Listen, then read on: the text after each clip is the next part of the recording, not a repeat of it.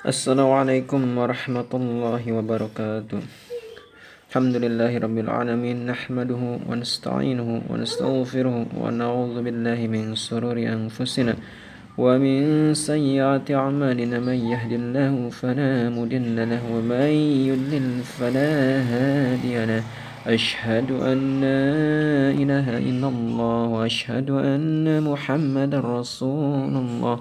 اللهم صل على سيدنا محمد وعلى آله وصحبه وبارك وسلم أجمعين. بسم الله الرحمن الرحيم.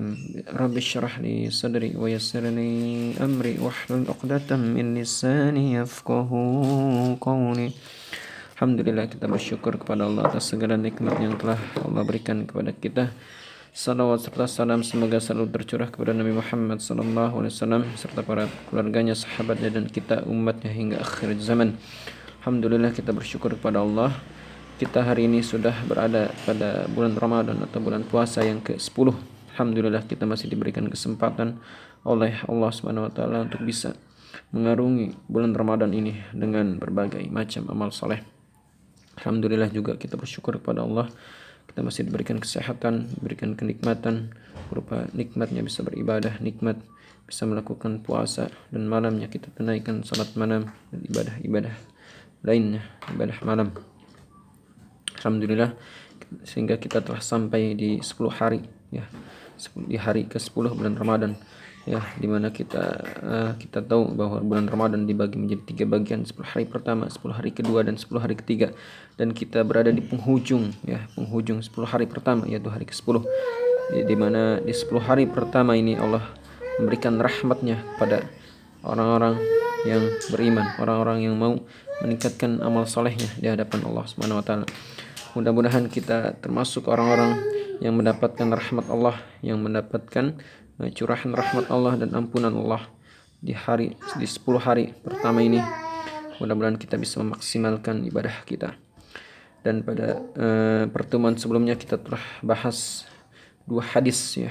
Kita telah bahas 2 hadis, dan sekarang kita insyaallah akan membahas hadis ketiga ya.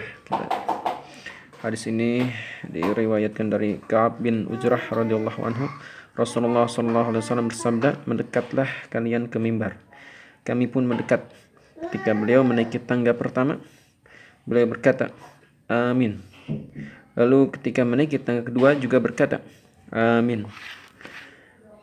Dan ketika menaiki tangga ketiga, beliau juga berkata, "Amin." Maka ketika turun, kami berkata, "Ya Rasulullah, sungguh pada hari ini kami telah mendengar darimu sesuatu yang belum pernah kami dengar."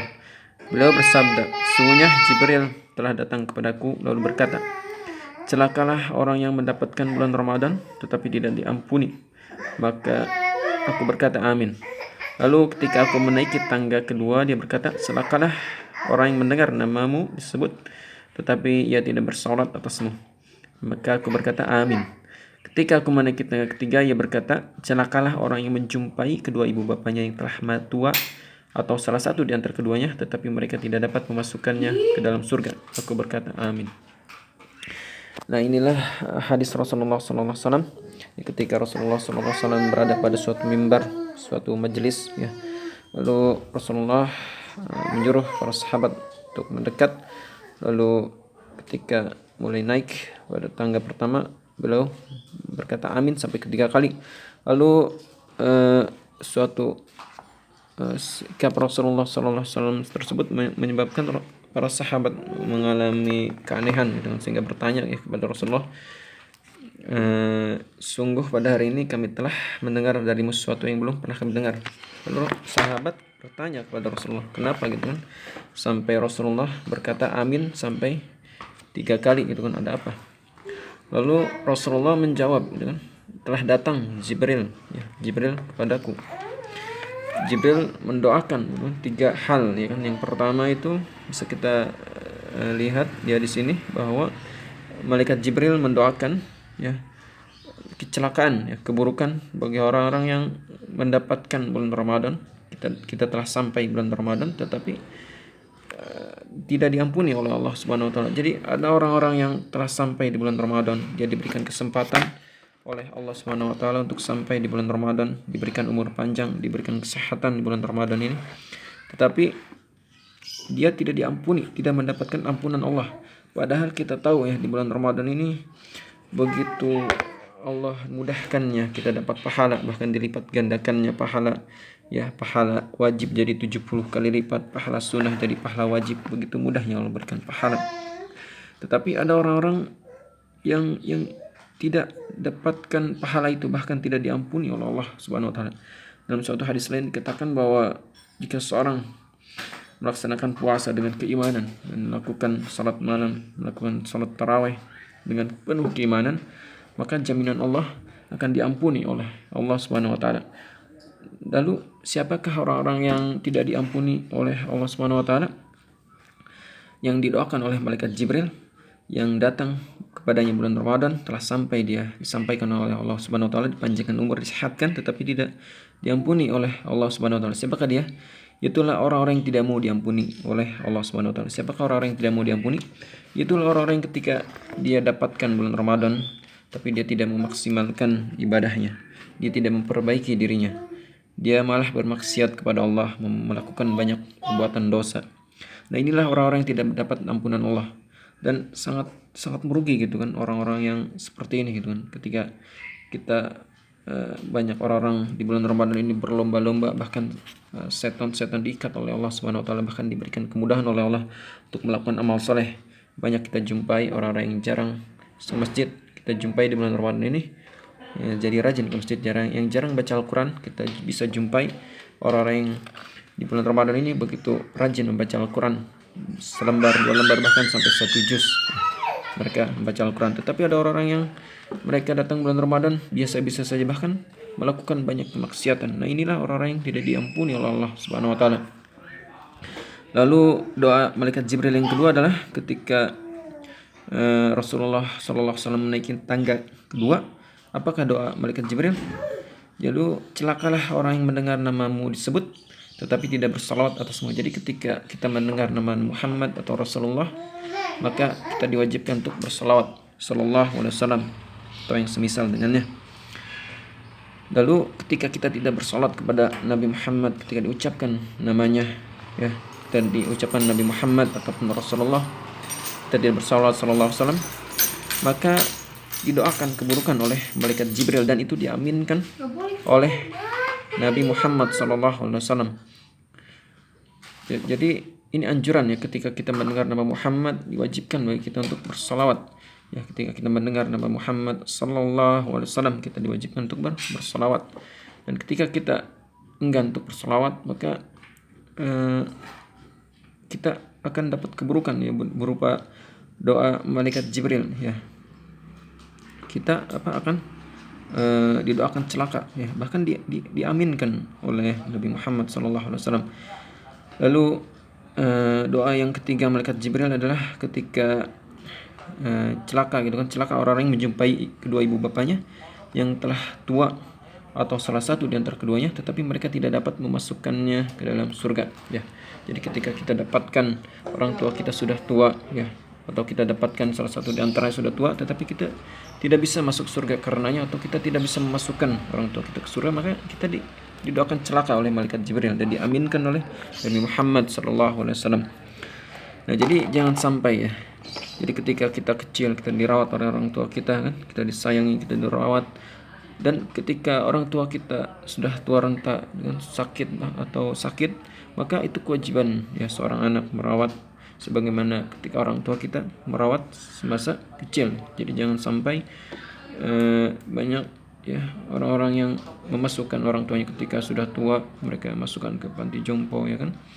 Itu adalah suatu hal pengabdian yang tidak baik ya, kecuali kalau memang ada hal-hal yang memang tidak dimungkinkan. Tetapi selama kita mampu ya, selama kita mampu untuk berbakti kepada orang tua kita ketika sudah tua, maka wajib bagi seorang anak membalas kebaikan orang tua kita dengan cara merawatnya ketika tua ya kan, bahkan merawatnya ketika sakit, sebagaimana ketika kita kecil kan, ketika kita sakit dirawat oleh orang tua kita sampai kita besar, mungkin sampai ketika kita mendapatkan kesuksesan. Nah, itulah 3 orang yang mendapatkan doa keburukan dari malaikat Jibril dan didoakan oleh Rasulullah SAW, yaitu orang-orang yang mendapatkan bulan Ramadan dan tidak diampuni oleh Allah Subhanahu wa taala. Dan yang kedua adalah ketika disebut Nabi Muhammad tetapi tidak mau berselawat.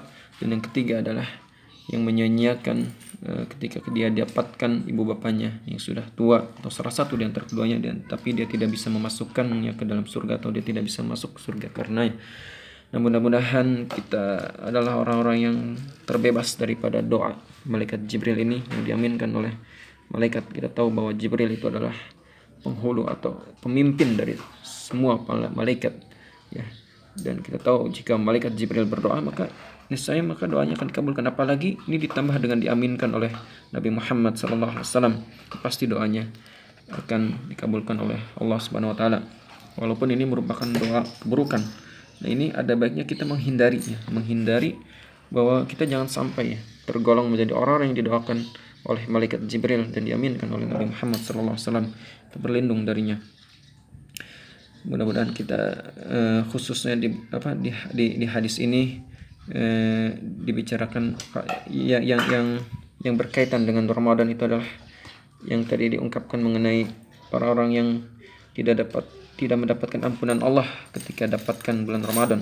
Yang mudah-mudahan ya di bulan Ramadan ini di 10 hari pertama ini ya kita bisa semakin mengencangkan ikat pinggang kita, ya, semakin terus meningkatkan keimanan kita. Jangan sampai di 10 hari pertama ini ya, bahkan nanti menjelang akhir Ramadan kita malah semakin mengendorkan ikat pinggang kita. Jadi malah semakin kita dekat kepada hari raya Idul Fitri, atau kita semakin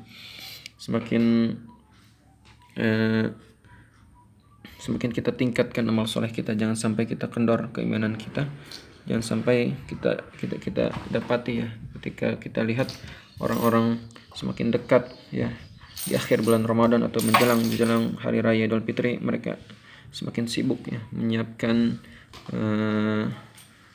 hal-hal yang berkaitan dengan hari raya seperti makanan, baju dan lain sebagainya. Jadi kita jangan sampai terlena dengan hal itu. Kita maksimalkan ibadah kita ya.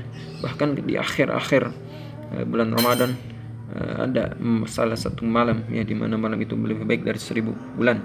Kita tidak tahu ya apakah di 10 malam terakhir atau 10 malam pertengahan atau 10 malam awal bulan malam Lailatul Qadar atau Lailatul Qadar itu akan Allah turunkan. Maka dari itu kita istiqamah di awal bulan Ramadan sampai di akhir, kita istiqamah dengan amal saleh kita, sehingga insyaallah dengan istiqamahan itu kita akan dapati malam Lailatul Qadar ataupun malam Qadar di diri kita, sehingga kita insyaallah diberikan kesempatan oleh Allah Subhanahu wa taala, diberikan kesempatan untuk mendapatkan malam yang lebih baik daripada 1000 bulan.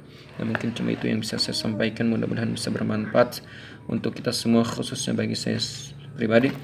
Dan saya tutup dengan doa kafaratul majlis. Subhanakallahumma wa bihamdika asyhadu an la ilaha illa anta astaghfiruka wa atubu ilaik. Assalamualaikum warahmatullahi wabarakatuh.